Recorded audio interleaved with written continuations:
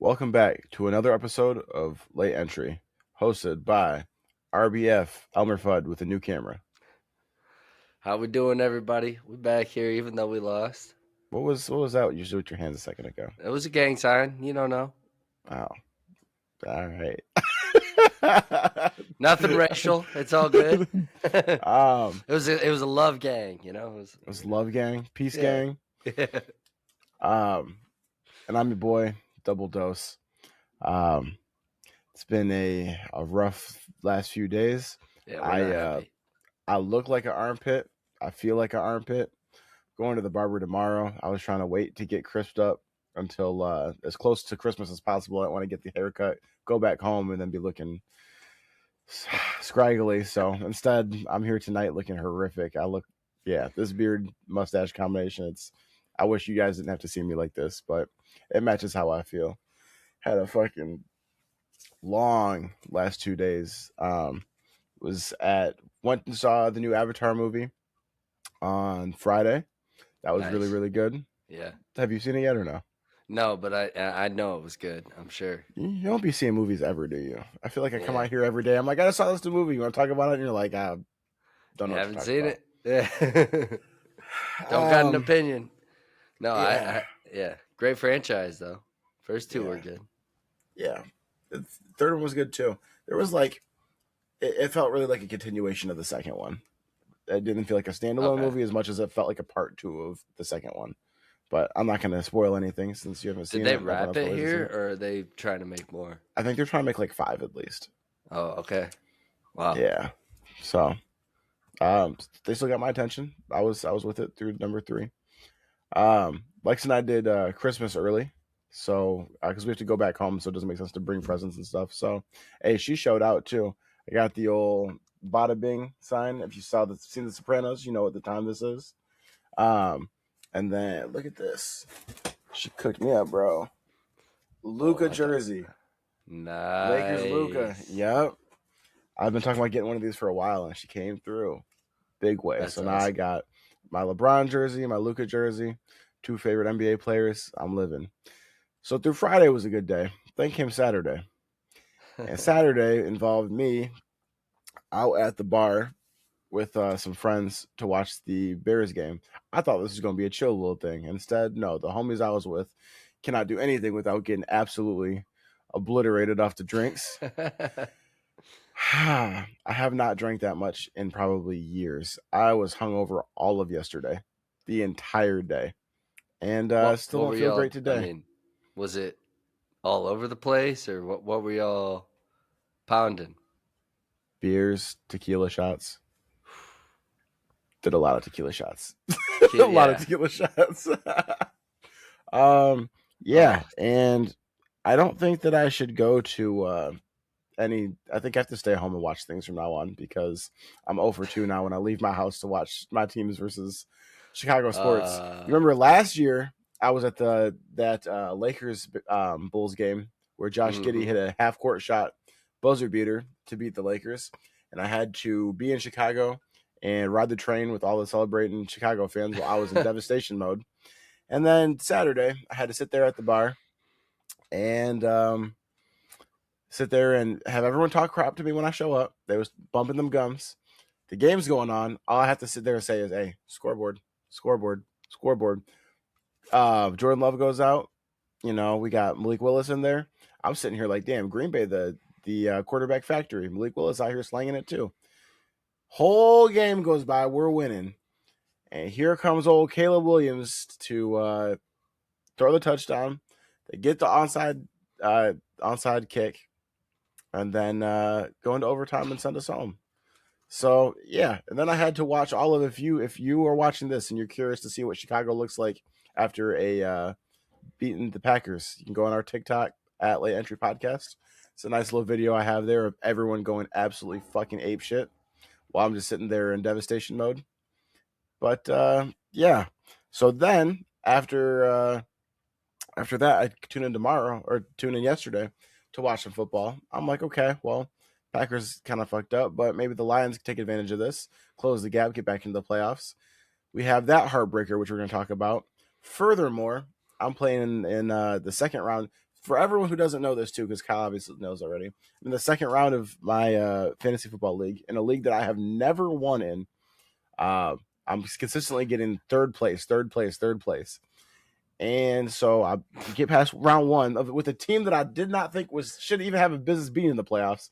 It's a dynasty league. So I'm like, look, I'm going to sell half my team and go out and get some receivers because my receivers were bad. DK Metcalf was my best receiver. I had everybody hurt. Malik Neighbors hurt beginning of the season. Drake London had been hurt.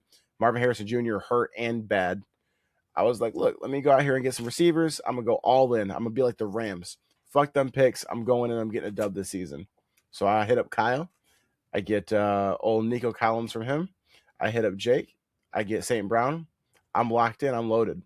I have I had Jalen Hurts played on Thursday. He gave me some good points. Then in the morning slate, I get Chase Brown going off, and then I get Justin Herbert go off. I'm like, oh, bet. I'm in a beautiful position. I have so many points. I got 30 points from each of them and 25, I think, from Jalen Hurts.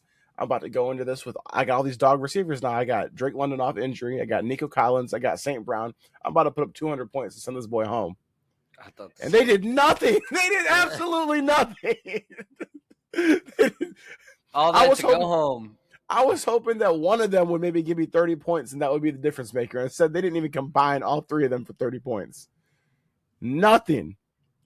And I told you before I traded you for Nico Collins, I said I have him in my other league, and I'm scared to do this because if he has a bad game, I'm cooked in both leagues. And guess what? I'm sitting at home in both leagues. Now, guess what? Playing for third place again. And now I don't have any of my young guys I traded to you and Jake. Yeah. So it's been a rough last 3-day stretch for me. Hey, at least you locked in a wide receiver though. Yeah, for next year, it's still terrible. I would kill to have your room. You have a great wide receiver room, at least in the league I'm in. But yeah, you say this as you finessed me out of all my players. Yeah, I know.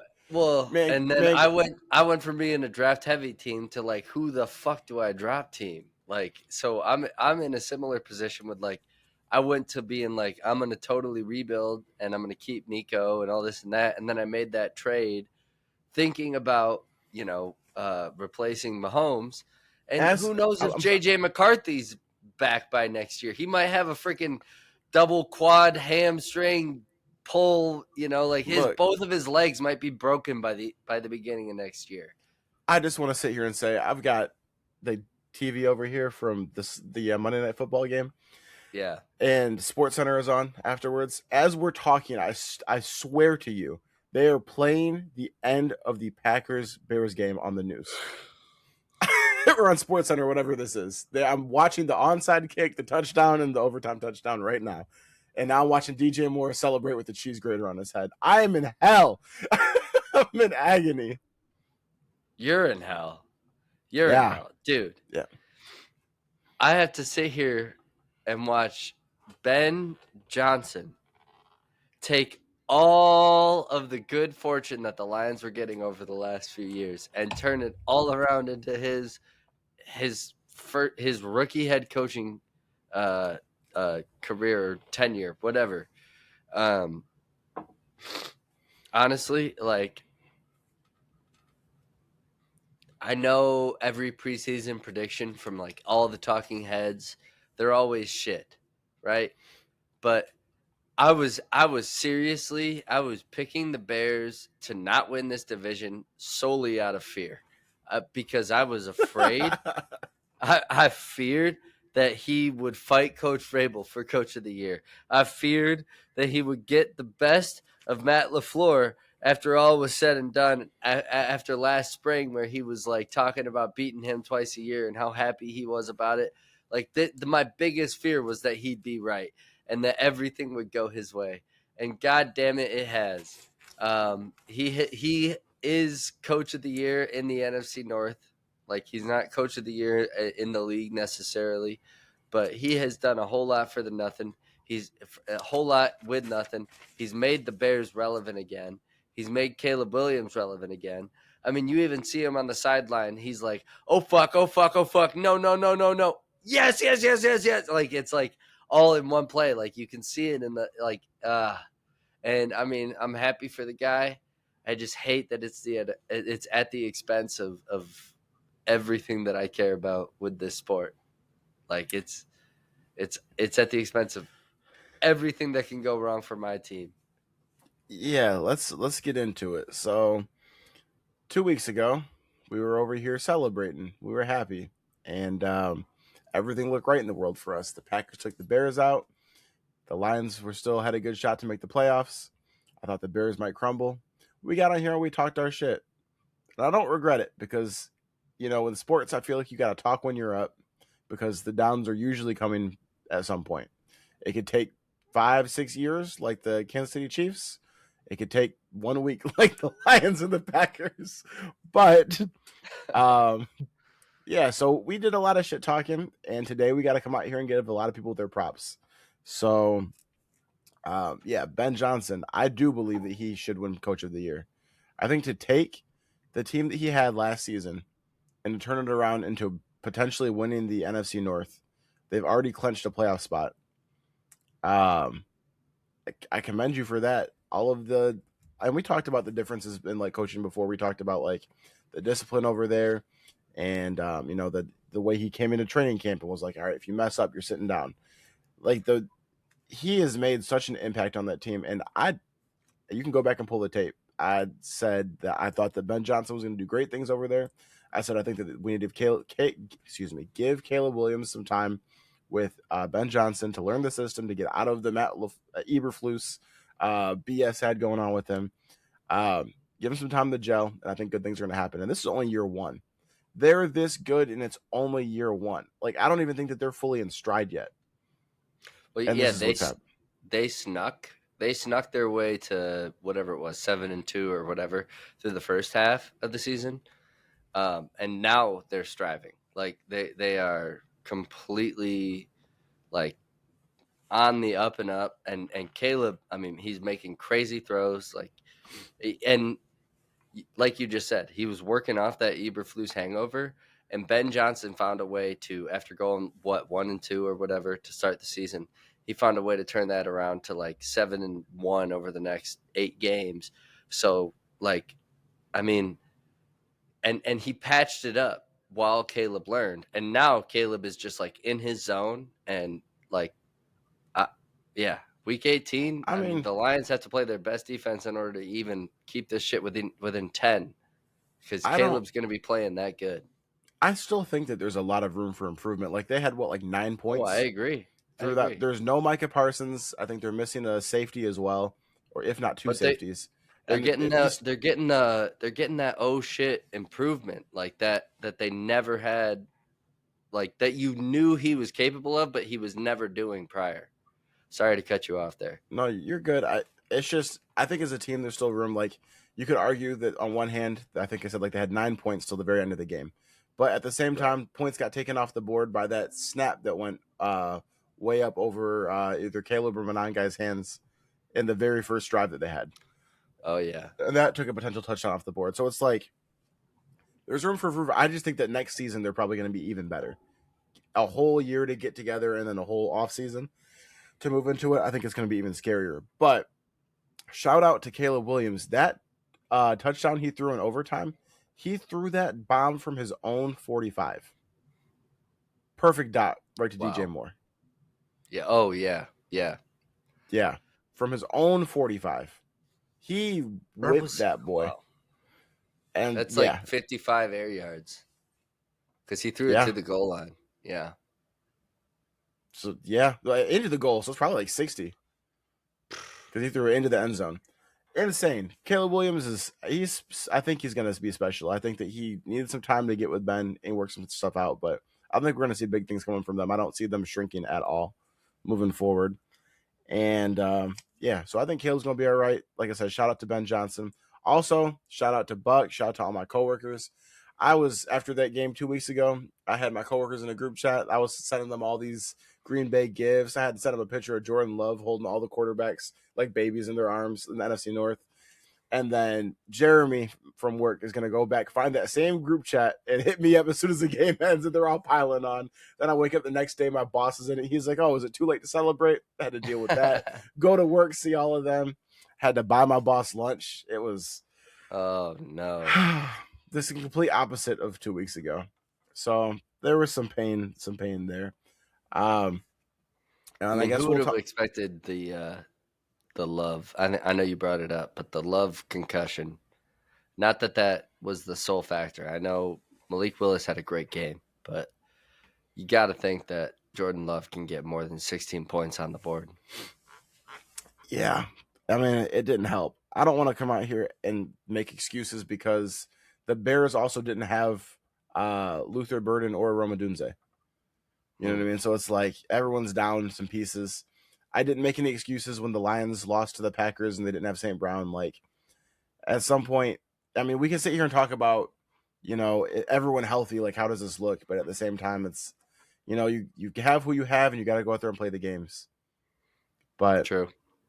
um, we'll talk about the Lions in a second too. But I mean, the situation that we've got in order to make the playoffs now, with the Bears locking in a playoff spot, we have to, as the Lions, win out, and the Packers have to lose out.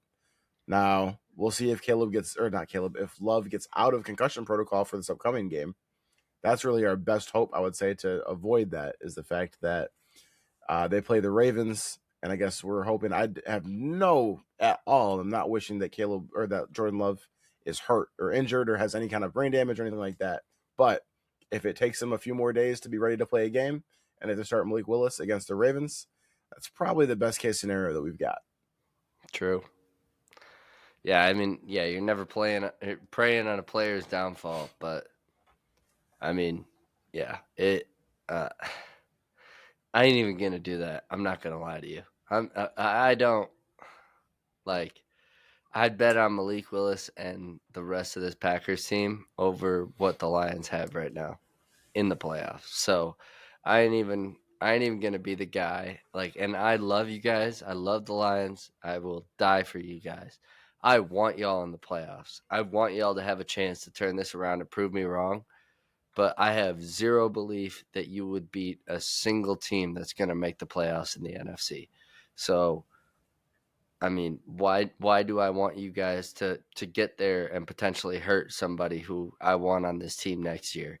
Like, I mean, you guys, I mean, you've left me no choice but to feel this way. You guys have set yourselves up. Um, yeah, it's a sad place to be in right now as a Lions fan, man. It really You were is. looking at Like, a defeated and broken it's man. He turned into remember. Toph.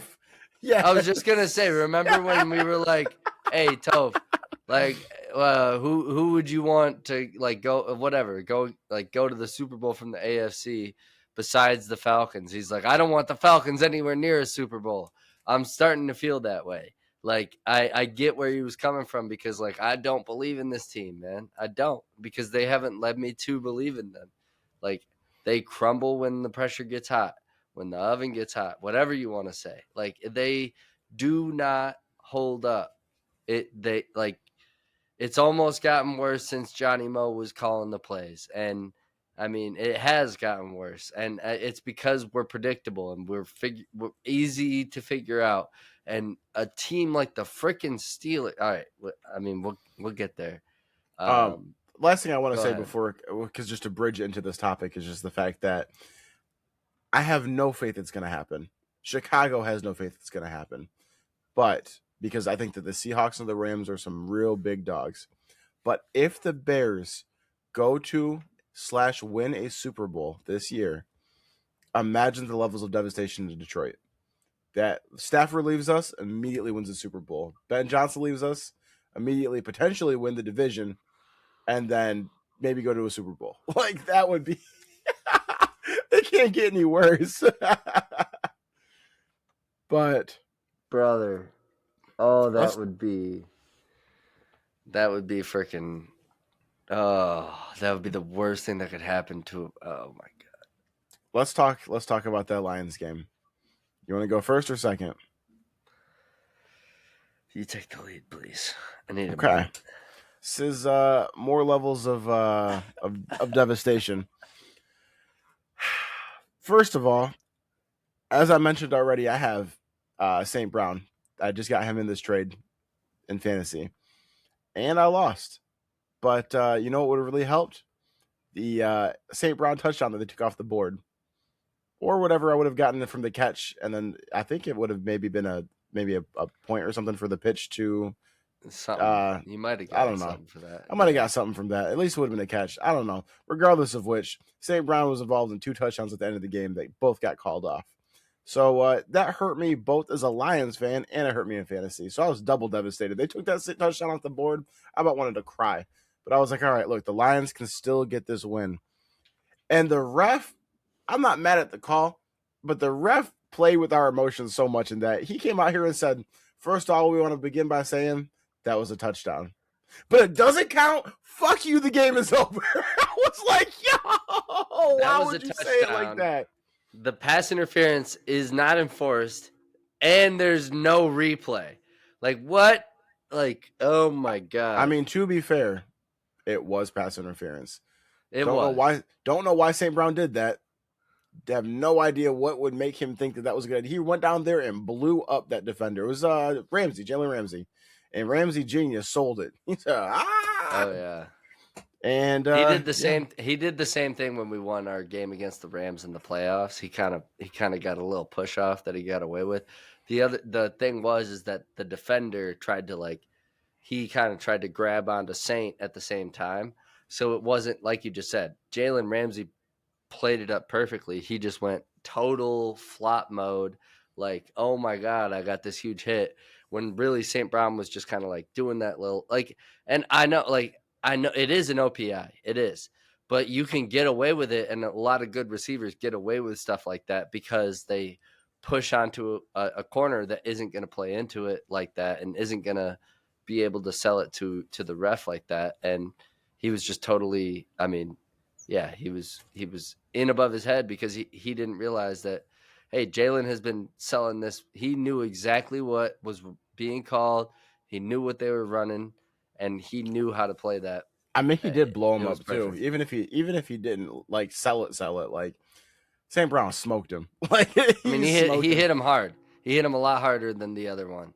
But there's that typical you give him a little check, but yeah, he came in with a full fucking RKO fucking he was ready for everything. 2 offensive pass interferences to take off 2 touchdowns is wild. See, okay, you don't see offensive pass interference that often. But Tesla's was bullshit to me. Like within 2 yards, and the cornerback initiated the contact as well. He went into Tesla. It's not like he tried to get around and Tesla was shoving into him. The guy went right into Tesla's chest. That one shouldn't have been a call to me. That should have been forced them. I mean, it's hearsay for sure, and a game shouldn't come down to one play, but so many NFL games do, and that was one of those games. And I don't know. It sucks that it played out that way. It sucks that it feels like it always plays out that way for the Lions, not even this season, but for years and years and years, this is just how we have it going. This is just what we have to deal with, apparently. I just want to push back on the fact that I am the first person to, when a ref cost us the game, to come out here and say that was bullshit. The refs didn't cost us this game. The Lions cost ourselves this game. I agree. I agree. Our offense was shit, and I agree. And that's what the players keep saying. It doesn't come down to one play. We had plenty of opportunities, and they did. I haven't heard. I'd have to go back myself and rewatch I've been avoiding rewatching everything that's not being served to me on a timeline or something like that to see that. So I have to rewatch the Tesla offensive pass interference. I haven't heard anyone else say that wasn't, other than Lions fans, say that was a bad call. So I don't want to agree or disagree with you because I don't know. I've obviously seen the St. Brown play numerous times since it's happened. But I just think that, you know what I mean? This wasn't, to me, my takeaway wasn't the refs. My takeaway was the Lions have found another way to still be the Lions. That's my takeaway from it, is At the end of the day, we went out there and did the same last shit. I thought that game was over 1,000,000 times where they were up 2 scores on us and somehow we found a way to get back in it. And you know what I mean? Like that Gainwell. Also, oh my God, the Gainwell touchdown. Players. I only played football in high school. Even I know you play till the whistle. There was no whistle. Did the ref blow the whistle? No, then tackle him. And you just got to sit there and be like, oh, he dropped it, and just let him get up and run for a touchdown. Yeah, that was bad. That's what I'm talking about. We cost ourselves that game. It's just the cherry on top of how our season has been. And here we are. What kind of killed me too was the fact that, and obviously if you guys have been watching this for a long time, you know that the reason I'm a Packers fan is because my favorite NFL player of all time is Aaron Rodgers. So the irony, that our season may have ended due to Aaron Rodgers is very ironic. And honestly, I'm so in on every other team that Aaron Rodgers is playing, I'm rooting for. But when they played the Lions, I was fully in with the Lions and the whole situation. And I was so mad when the game ended and so devastated. I just paused my YouTube TV app on my phone and just set it down there for a minute. And when I came back, 10, 15 minutes later, I had paused it on the screen of Aaron Rodgers raising his hands up like this. And I was just thinking, this is the first time probably in my life that I've seen that, and it hurt me. It hurt me. Usually I see that I'm so happy. Aaron Rodgers got the arms up. We got a victory. And I opened my phone back up and saw that, and I wanted to throw up. I was like, this is a new experience. This is what most teams feel like all the time. Rodgers did it to us again. And it was just painful. Before I turn it over to you. Sorry. I had some friends over, and we were watching the game. We'd all kind of, we'd walked away and we're talking about it in the kitchen. And then all of a sudden, Aaron Rodgers is sitting there just basically talking shit to the crowd about how borderline owning the Bears conversation, just how good it feels to step back in that building and get a win. And dude, I almost threw a shoe at my fucking TV. He deserves it. It was. No, he doesn't. He does not. Yeah, absolutely. How does he not? He doesn't deserve to get up there and shit talk in front of us right now. I do not agree with that. You can be as mad as you want about it. He did it.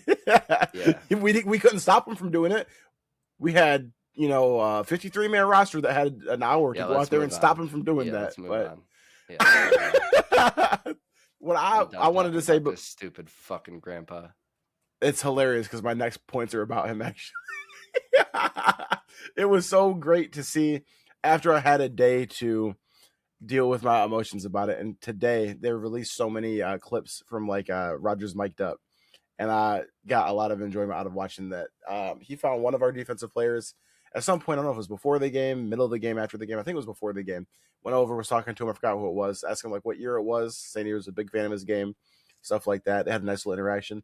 Then there was a play where Rodgers races to the runs for some pickup, goes out of bounds, and Jack Campbell's on the ground. And Aaron Rodgers, being a good sport, put his arm out to go help Jack Campbell up. And I don't know if Jack Campbell, because it looks like eventually one of our other players had one arm and Rodgers had the other arm to help Jack Campbell up. But it looked like Jack Campbell initially didn't want Rodgers to help him up, and Rodgers went from being a nice guy to talking shit. He was like, oh, what? You don't want my help up? Why? Because you're not faster than the 42-year-old? Because you're not faster than the 42-year-old? And I was cracking up. I was like, hey, talk your shit, Rodgers. Goat behavior. But I am. Look. I know you are. Here's where I'm at right now. The Lions probably are not going to make the playoffs. But if they do, it'll come at the expense of the Packers. One of them is going to make the playoffs, and one of them is probably going to get bounced in the first round.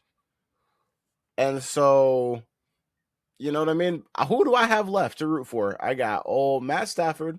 I've got the story of how cool it would be for the Seahawks to get the dub with Sam Darnold.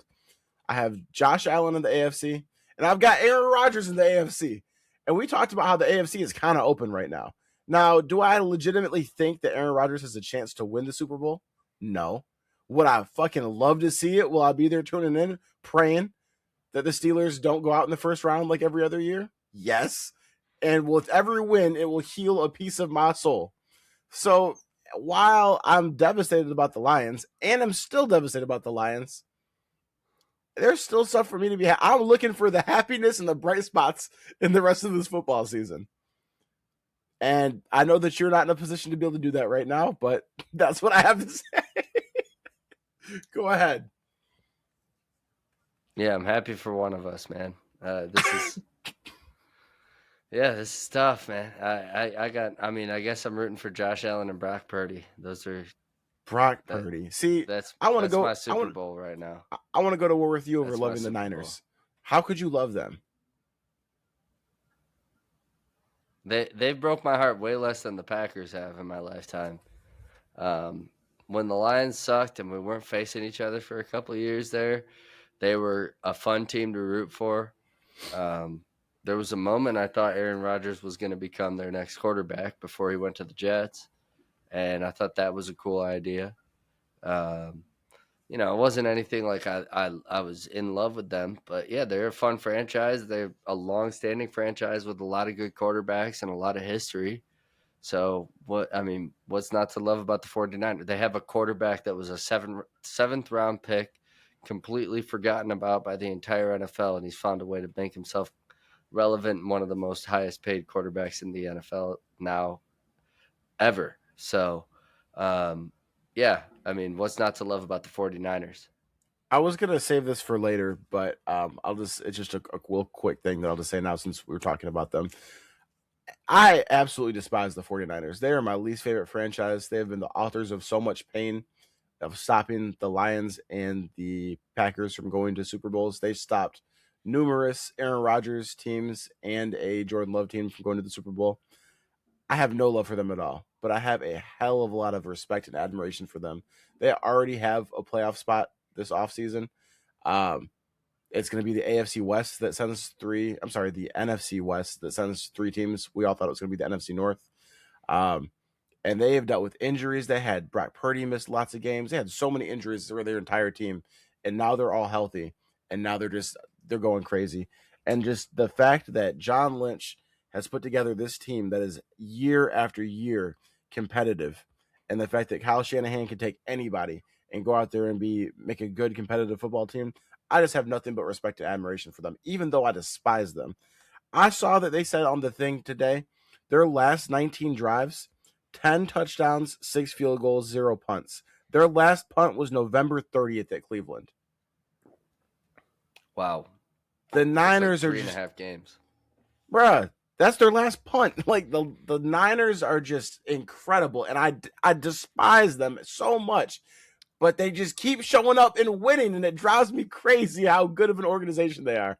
So John Lynch, Kyle Shanahan, Brock Purdy, Christian McCaffrey, and the whole rest of the squad. Shout out to you guys for consistently doing your thing. It's very, very commendable. I'd say they are probably the most, outside of the Chiefs, the most consistent team You in the wanted NFL. to say the Packers so bad. You wanted to say No. the Packers so bad. You little Packers fan. I mean, they're in the conversation, but they're not in the consistent. All right, I had to make that admission too. I had to come out here and say good things about the Bears today and say good things about the Niners, and now I can go back into not saying nice things. And Your then turn you to can talk just about be the Lions, a full-blown Packers fan again. bruh. I don't. Go ahead, talk about the Lions. I ain't got much left to say about that, man. I mean, my season's over. I'm thinking about next year. I'm thinking about the draft, and that shit sucks. Like, we're back. We're back to being like thinking about that shit in the middle of December. We're thinking about the draft, and yeah, I mean, I'm not saying it's over. We got a future. It's just we got to put the right pieces in motion now, and we got to start moving fast because the division ain't getting any slower. Everybody's getting better, including the Vikings. They're young and they're improving, so there's no time to slow down. As a Lions fan, as a Lions player, as a Lions GM, Brad Holmes, there's no time to slow down. If anything, it's time to go all the F in, because clearly you weren't doing that. Like, I mean, what were we were talking about getting Myles Garrett last year, and they wanted 3 first-rounders or something for him. Shit, I'd give that up now. Like, knowing what we know, like, fuck Zadarius Smith. But that's Like, knowing what we know. I know, I understand that, but you know who Myles Garrett is.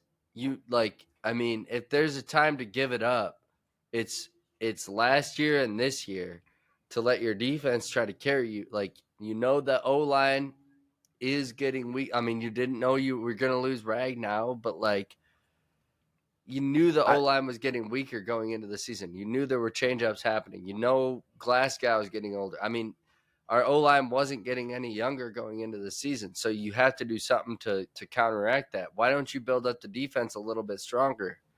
And they couldn't do it. I feel like there's no way that you can blame Brad Holmes for this. This is a Dan Campbell disaster.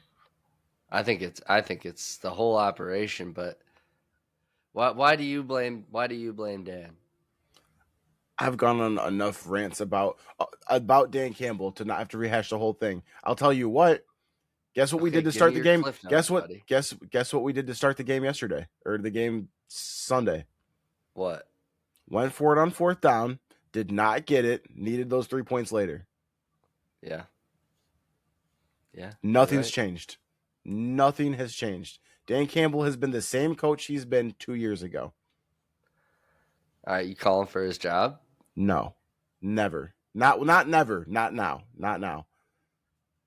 I told you, I've said this numerous times this year. We are reminding me of the Philadelphia team that lost the Super Bowl, came back the next year, had bad coordinators, imploded in the second half of the season, got taken out by the Bucs round 1. That's the most that we can hope for this season. Squeak into the playoffs, get taken out by the Bucs or the Panthers round 1.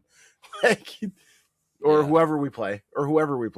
But no, I'm not calling for Dan's job. We need better coordinators. Obviously, we need help with the offensive line and the defense. But we're also in a situation where Brad Holmes has been out here getting all these star players and locking them up young so that we're able to keep them. We've locked up our own players. We haven't brought in a single free agent since he's been here.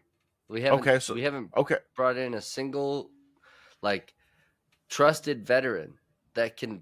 I mean, outside of Zadarius Smith last year, he was the only person we brought in that's like a trusted veteran that can come in and be like a starter immediately. Didn't we get DJ Reader from the Jets?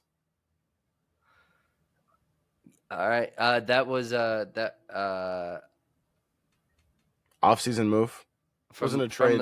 From the Bengals, but yes, we got a Jets player too. We got DJ Reed, who was a free agent. Yes. I mean, who's looked like shit all year. Still made a move. But he was the cornerback too. Yeah. Still made a move. I'm looking for a big splash. But yeah, go ahead. Okay, look, the Packers, my other team, made that splash in the offseason, traded everything to get Micah Parsons, literally lost Micah Parsons to an ACL, could miss the playoffs to the Lions. Yeah. It doesn't necessarily mean anything. I get what you're saying. What we are doing is making sure that we have the cap space to keep the guys that we need. Yeah. Jahmyr Gibbs is the only guy that we need, that we still have, that's not under contract. And his contract is coming too. So if you go all in like the Rams did, if you go all in like my fantasy team I just did, and it doesn't work out, now you're screwed. You're strapped for cash and you have nothing to show for it. Well, the Rams, it did work out. But it's about to work out again. I'm saying if you went all in like they did, I'm saying. Okay. All right. I'm not saying but I'm just saying that the Packers, they went all in, probably not winning the Super Bowl this year. Making the exact kind of move that you were just talking about making. Yeah. On a whole lot of bad luck. I get what you're saying. Yeah. So I'm just saying that if we're just gonna start pointing fingers at our team, I'm not seeing where Brad Holmes is the architect of our disaster. Could we have used some more offensive linemen? Yes. Could we have used some different corners? Yes. Did we know we needed those corners in the offseason? Probably not. Did we think that we had something good? Yes. Were you out here before the season talking about we're going to be just fine? Dan Campbell, Aaron Glenn, who's that? Yes.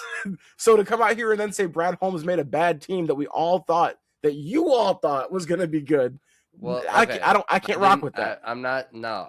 Yeah, and that's not what I'm saying. What I'm saying is that when this season started going awry, and he didn't make any moves during free agency for this season, for us, like we were still at the top, and we were still in the contention, and we needed O line help, and there was plenty of veteran linemen going around in free agency. Not like plenty, but at least like 8 O linemen went back and forth from first to second string, and we didn't make a single move.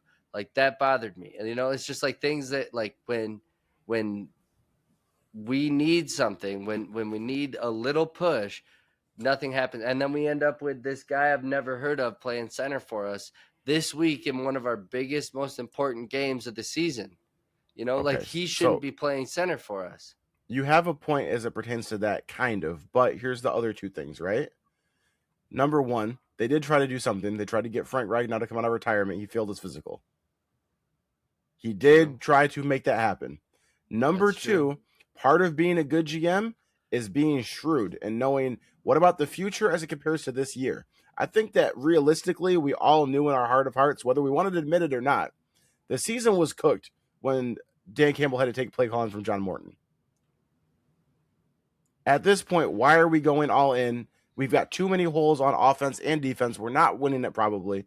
Dan, if you're really him, go out there and scrape this shit together and make a run. But otherwise, we're not sacrificing the next 5 years due to cap space to go and get somebody this year that's not going to help us get over the hump. And I don't blame him for that. I'm mad at Hey, Dan Campbell for repeatedly making the wrong decisions at every turn and for having a terrible offense, a bad predictable play scheme. That's what I'm upset about. I'm mad at Jared Goff for not making the right plays, although he has had people in his face the whole season. I'm mad at us missing old boy, what was his name? Brian Branch missed a game because he wanted to swing on Juju after the game. I'm mad at the undiscipline that Dan's had our team in. I'm mad that we lost a game coming out of a bye. I have a lot of things to be upset about that don't have Brad Holmes' name on them. yeah, yeah. I wasn't calling for his job, man. I was No, just I saying know. I'm pissed at him. I understand that. I'm just saying that I think that we're putting the. Go ahead. Sure. I'm just pissed in general, man. Can we end this episode? Or I'm fucking done. I'm pissed. I And that's real. Like, that's not even Oh, for the fans. That's not even for the entertainment. I'm pissed off. I know we were both upset yesterday. That was like it was devastation, dog. I was between the Lions and that fantasy loss, I was in a bad spot yesterday for hours. I didn't even care about the Sunday night game. But it's tough. And what's crazy is and what's still crazy about everything that we've said so far, we still have a chance to get into the playoffs. And this is I referred to us a few weeks ago as the fell for it again boys. And it's like that's been the most painful thing about it is it's like I just want to be done and just say like, all right, I don't even I want just it. I just want to see that E next to our name so I can stop Yeah. worrying about it. And I just know that it's like I you know just, what? I don't want to hear about playoffs and Lions for the rest of the fucking year. But unfortunately, we're still in it, and we still have to come out here next Sunday and see them try to win the game and hope the Packers lose the game, and then do that again the week after that. Like, you know what I mean? And it's like it's just a slow death instead of just a quick one. I'm about to become the real crash out, Kyle. Like, y'all thought you saw it a couple weeks ago. This table's about to flip. You want to talk about some other teams? Please. Okay. Talking about the Sunday night football game. The Yay. Patriots did. What'd you say? I said, yay. The Patriots did. I don't have much on this, but I just wanted to say the Patriots. I came out here and have been saying for a while that I think that the Patriots and the Broncos are too young, too inexperienced to really get over the hump and win the Super Bowl this year. And I said that, we haven't seen in the Patriots games them win these close games. They've been ahead the whole time, front running. What happens when you're down? You have to come from behind and play a close game. And I killed them for losing to the Bills, blowing that big lead against them. But they found a way on last night to get that done against the Ravens. The Ravens, although they did have a backup quarterback come into the game, but still they were down, I think, 2 scores, maybe more than that, and still found a way to claw their way back into that game and get it done. So for all the Patriots fans that I've been out here going to war with, y'all look good yesterday. The Broncos, however, failed that exact same test. Bo Nix and company lost to the Jags yesterday. And, I think it was the fourth quarter. Bo Nix had 2 open receivers and still threw a contested pick to stop their chances at coming back. So we'll see what happens with each of those 2 teams. But once again, this is the kind of thing that I'm warning about. This is, this is where we're at in the NFL. This is why so many quarterbacks are like, I could make it back, because they're just watching plenty of open receivers just getting missed, and this is a regular trend amongst young quarterbacks, is they're looking at their first read for so long that they're missing the wide open streamer because of something that the defense wasn't showing them in pre-snap, but that they adapted to. It's just, I don't know. There's so much of that going on, and I'm not dishing on Bo Nix. He is a great young quarterback, and he has a bright future in this league. But I am sure that Sean Payton gave him a freaking earful after that play, and after that game, for missing such a wide open look in such a crucial moment. I mean, that's the type of shit that will lose you a playoff game and will get you knocked out of this league. And it comes down to something as small as that. So, yeah, I mean, I still, I don't want to say I don't believe in the past of the Broncos, but they're not necessarily my favorites out of the AFC. If I'm being honest, the Bills are still my favorite coming out of the AFC. They've shown for year after year that they are resilient and that they will fight through anything, and that they can just ride on the back of 17, and that he can get them the win no matter what. So to me, that is still, regardless of record, that's the team to beat coming out of the AFC. I all I'm saying to the Broncos fans is, I've been saying this for a while, like, we don't know yet that Bo wasn't going to throw that one interception that ends it all. And that happened yesterday. And I'm just saying, if that happens in the playoffs, you heard it here first. Don't be surprised. But I think it would be hilarious if the Broncos and the Chargers have to play each other in the playoffs, and you get to see If Man versus If Man Jr. and see which one of them gets the ball last. Because those are the 2 quarterbacks that go out there with the game on the line. There goes the pick. There's the end of it. So yeah, If Man Jr. I hope to see that matchup.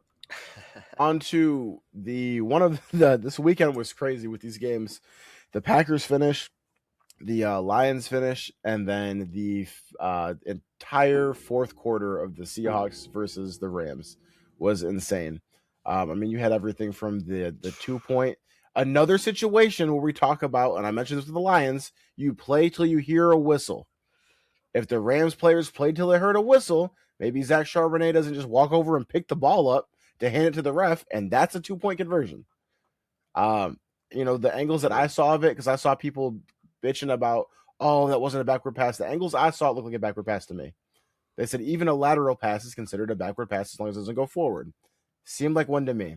And so in that case, that's on the Rams, because just like the Lions players, like, you need to play till you hear the whistle. And that was the difference in that game. That was a prime example. Yep.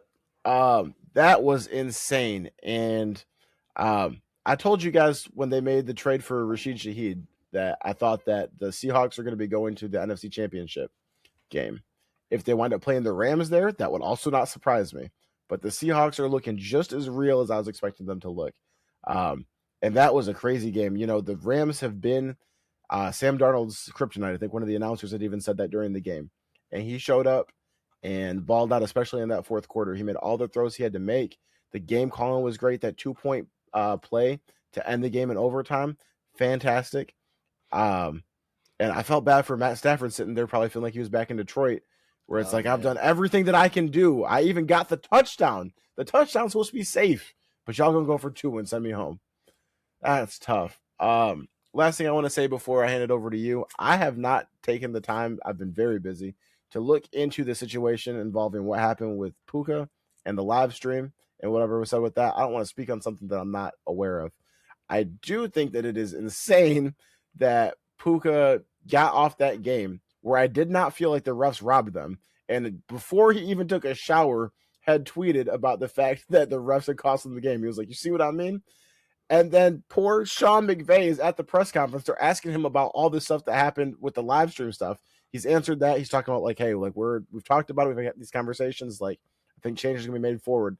And then the refs or the reporters are gonna sit here and say, "Well, are you aware that he tweeted something about the refs immediately after this game?" And Sean McVay, I just know he was like, "What? like, like, are you kidding me?" Comment. Yeah, he was so I pissed, dude. I thought we had handled this already. He's out here doing this. Like, I can't imagine the level of rage that Sean McVay had. Like, he's talking about it. I understand it. It might have been not wrong, but I understand it. If Sean McVay had knocked the podium over in a fit of rage, I'd have been like, Would have been totally understandable. That's what that valid crash out. Yeah. But that's just crazy. And I hope Puka gets it together. I really does. He's got so much talent, but we've seen talented players screw stuff up before. Antonio Brown comes to mind. And that started with what? The Instagram lives in the locker room? Yeah. Like, one of the top comments on his post from that live stream was, "Oh, he's on his Antonio Brown arc." Like, that's bad. That's a bad. Yeah. That's I don't know what it is about receivers and that, but it's like, bro, like, if you learn nothing from the receivers that came before you, like, don't do that. And it's like, yeah, I know he's gonna get fined, but it's like, and I am not saying that Puka is gonna wind up being like Antonio Brown, but it's like these were the warning signs that we saw with Antonio Brown and with other receivers, and it's like production tolerance. As the longer you're producing, the more tolerance you have. But as soon as they can replace you, they will. And I would hate to see Puka, who has a great story of being somebody that everyone picked up on waivers when Cooper Kupp got hurt, to now being one of the best receivers in the league. And now I don't want to see him self-destruct. I hope he doesn't. No, same. Yeah, I mean, as a whole, I mean, I think the Rams are just fine. And yeah, I hear exactly what you just said about about McVay. He has his team under control, but then there's moments like that where he's like, "Wait, what? Like, did I just lose the entire locker room?" But I do think they'll be fine. Puka is so good on the field that, I mean, yeah, he could lose 2 game checks and he'd be fine. No, I really think I think he is. I don't know. He is hitting that point of like, all right, man, like reel it in, like this off the field, like hanging out with Aiden Ross and Neon. I know you don't follow streamers that much, but those are 2 guys you do not want to hang out with. Like, if you're looking for good PR across America, like those are 2 streamers. Like hang out with Sketch, or like shit, hang out with the Phase Boys before you hang out with those guys. Like, they are not the guys you want to go to if you want like good PR. And honestly, they almost baited him with that question of like, do you know what happened? Are you refs able to and speak on it? okay, a little bit. So I talked about it a little bit when I was doing my all due disrespect on Wednesday about the refs and their play calling this year. Puka was asked a question by Aiden Ross specifically, like, what, like, do you think that refs fix games? Basically, was the question, and he was like, "Oh, hell yeah, bro! Like, you Yeah, I don't think saw they that. want TV time too? Like, they Texting like, you their don't think friends he's like, "Hey, hitting you up saw me his on boy? TV." Like, yeah, you saw that PI? Like, yeah, that was me. That was no PI, but I called it, and like, yeah, that's instantly gonna get you with a fine. Like, and I mean, yeah. So Didn't he make some? Wasn't there some kind of tie into like something about Jewish people? I don't remember any. Oh, you know what? He did have a comment. It was about something about the owners of the networks or something like that. I do know what. Yeah, he did. He did have some. I should have been more well versed on this part before we get into it. But I like mean, I said I'm not. yeah, You know what no, I mean? he did say something about that, and then came out and apologized for it. I don't know the specifics, but I heard the yeah, apology. They were saying apparently that he said he wasn't aware of the implications of what he was saying or something. yeah, and I agree with that, and that was on the same stream. Like it was all of this was like completely incriminating him, and I it just was want to give you a chance to make sure that you're being accurate in what you're trying to say. You agree with what you said, and I agree with uh that. I agree with you. Okay. Yes, Okay. yes. Okay. I don't agree with the anti-Semitism. I was just making sure you could clear that up. That's yeah. Um, and I agree with that. No, all right. Yeah. Dave Portnoy, come be a guest on our podcast. Um, no, obviously not. But yeah, no, he said something on that would have been inferred that to me. I feel like I heard the clip, and I don't feel. I mean, I guess I shouldn't comment anymore. But I was gonna like, say, yeah, if you're not versed, yeah, just leave it alone because yeah. I don't know what it was either. Yeah, I don't know how you know racially charged or religiously charged it was, um, but yeah, I mean, to me, and I do kind of agree with what McVay said. From what I've seen of Puka, he does seem to have a good heart, and I feel like anything that was said was just said out of carelessness and not out of like hate or anything like that, you know. But good on him for apologizing. Hopefully, he can learn from this and start to keep his nose out of the media and just keep the football a little bit more. And I mean, yeah, if you wanna start a podcast and like talk your shit, go for it. But like, yeah, don't jump on these like Gen Z live streams and Where they're trying to start get talking clicks and set you up. where yeah, they're basically the modern day like Fox News or CNN or TMZ basically, Gotcha, where they're just trying journalists. to yes, they're just trying to catch you in something. Yeah. Um.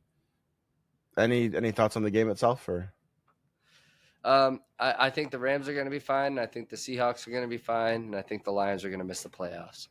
I think that the Seahawks, the Rams are going to be fine. The Seahawks just showed that they belong. I think that was just a big statement win for them in their locker room to say like, hey, we can talk with anybody, and I do mean anybody, not I don't anybody want them to but get too them. big headed though. Yeah, But I don't mean, they sleep on seem anybody. those seem like the big two dogs in the NFC for sure. Although, like I said, if the Panthers just won Sunday, they get in the playoffs. I told you this. I told you this on I said Wednesday. I this said, too. "Yep." Yeah. I said they're gonna get in there and ruin somebody's day just for the hell of it. Mm-hmm. Um. Okay. Last topic that we have for tonight is we are each going to do some. We've got a blind ranking for the other person. I want to go first because mine's depressing, and then you can do yours after, so we can end on a good note. All right. Okay. I haven't been sad enough tonight. Let's keep it going. I have 5 of the most depressing memories of sports in the state of Michigan that I could think of. I'm gonna have you blind rank them. Um, this is gonna be 5 of them. So first one I have: Pistons lose in 6 games to the Knicks last season. On a very close, there was the missed call for a foul, and then there was the old boy didn't get the ball up and for a good shot for 3. Where do you have that at? Let me go 4. Okay, 4. That was sad, but we were just happy they got there. I probably should have put that 5, but Forward progress, Ohio State versus U of M, double overtime. oh You know god, what I'm talking about? yeah. I'm gonna go 3 right down the middle on that one. That one sucked. Both touchdowns taken off the board Sunday against the Lions while we're fighting for a playoff spot. Oh, this is I just because I think more is coming. I'm gonna go 5. Okay. Um, Oh, that was painful. I ooh, wish I would have gone, the other way around with the Knicks Pistons, but it's all good. trouble with the stat. Michigan State, U of M. Those words are haunting.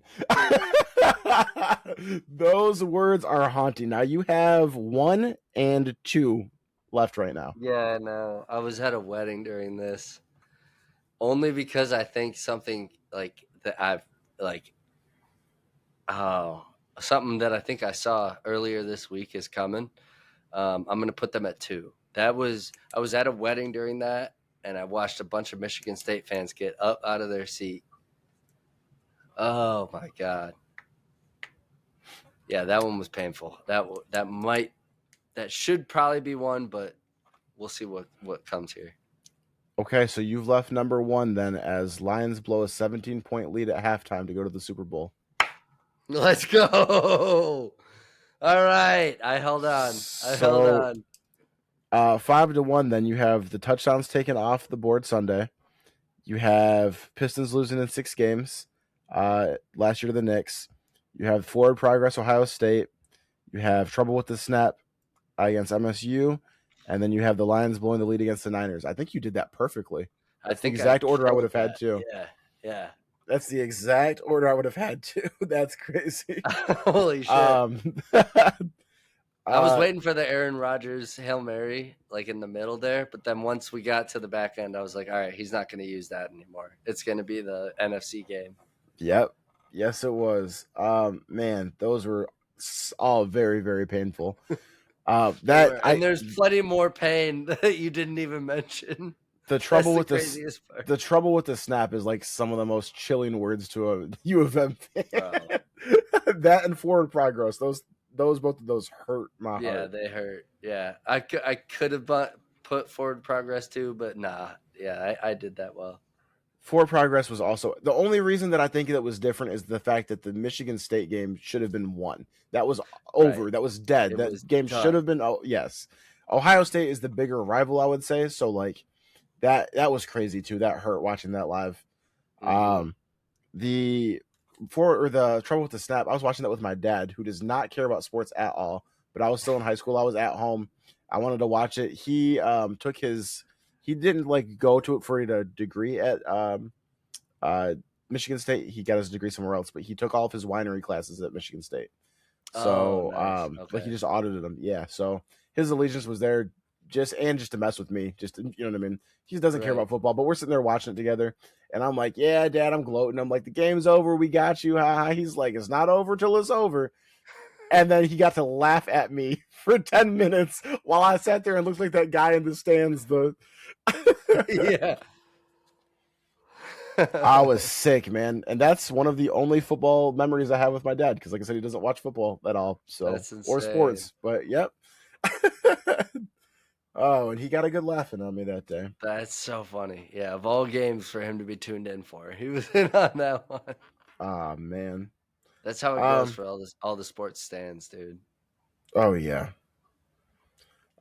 He and I have a bet because he's told me since I was a kid that the the Lions are always going to let you down. Told me that since I was a little kid watching these games, and he's been right for 26 years or 28 years. Wow, I'm 28. But we have a bet now going of every year that the Lions miss don't win the Super. Excuse me. Every year the Lions don't go to the Super Bowl, I have to give him $1. And if the Lions ever go to the Super Bowl, he has to watch it. And I'm probably gonna owe him another. I'm gonna owe him another $1 this year too. Yeah, you are. Man, he better owe you more than just watching the game at this point. You've been investing for a minute. What's yours? All right. Ranking celebrity blondes. Blind rankings. Okay. You ready? Yeah. First up, hard hitter. One of the fan favorites, Margot Robbie. 1 to 5. 3. All right. Next up, Hayden Panettiere.